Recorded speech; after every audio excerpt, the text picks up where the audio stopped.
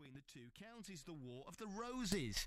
Here to fill us in is Peter Algar, a local historian and author from Horsforth. Good morning, Peter. Good morning. Right, first of all, the War of the Roses, myth or real?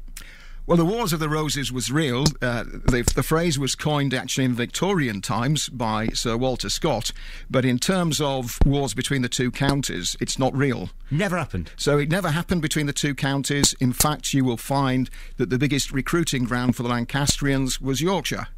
Right, so let's start at the beginning, as we should always do, and ask then, how on earth did this myth start then? Why do we think there was a War of the Roses? It was romanticised by the Victorians, who always liked a good story. So like Hollywood film producers, they never let facts get in the way of a good story.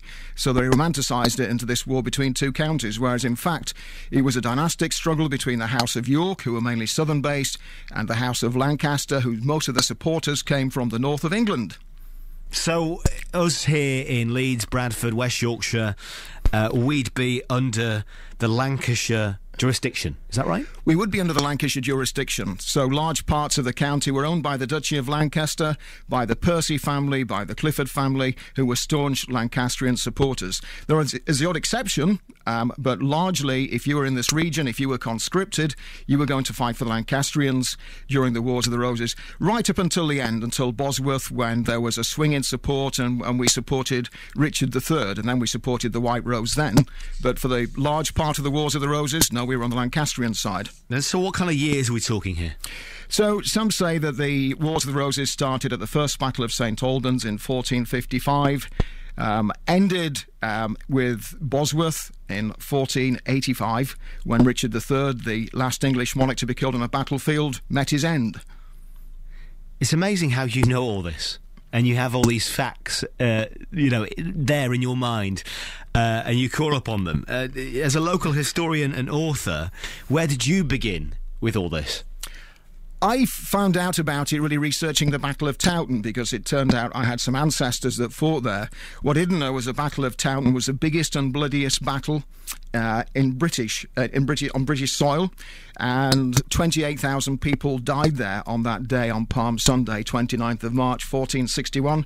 If you think of the Battle of the Somme, with all the machine guns and the artillery, 20,000 people died there on the first day of the engagement of the Battle of the Somme, and yet we had 28,000 people die at the Battle of Towton with hand-to-hand fighting. Gosh. And you were looking into this because you had family, you reckoned, and it was part of your family tree? From Bradford. I had family from Bradford that supported the Lancastrian cause, and that piqued my interest. And I thought, what's all this about? Because I'm from Yorkshire. This possibly can't, it can't possibly be. But it turned out that yes, they were staunch Lancastrians. And so since then, you've written books about the local area. I've written a book about the aftermath of the Battle of Towton between 1461 and 1485, and I've written other books related to the period as well. So, just to clarify, there was never actually a war between Yorkshire and Lancashire, but there was the War of the Roses. Correct. It was called the Wars of the Roses. At the time, actually, it was called the Wars of the Cousins. So these were actually people that were related, that were fighting each other for the crown. So we actually had a situation in England in 1461 where we had two kings. We had the anointed king, King Henry VI, for the House of Lancaster, and we had Edward IV supporting for the House of York. Wow, and now your view on Lancashire. You said that you're from Bradford, obviously a Yorkshire lad, and now your view on Lancashire, how would you describe that? It has changed, I have to say. It has changed. I still enjoy the banter at the cricket matches, at the rugby matches. I think it's very good-natured banter, and it's something that we should perhaps keep going as a tradition, but my view of Lancastrians as a whole has changed since I researched the battle.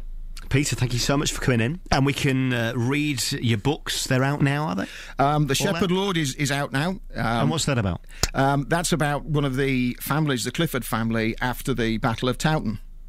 Wow. OK, we'll read more about that. Peter Algar, a local historian and author from Horsforth, and his books are available now. Thank you.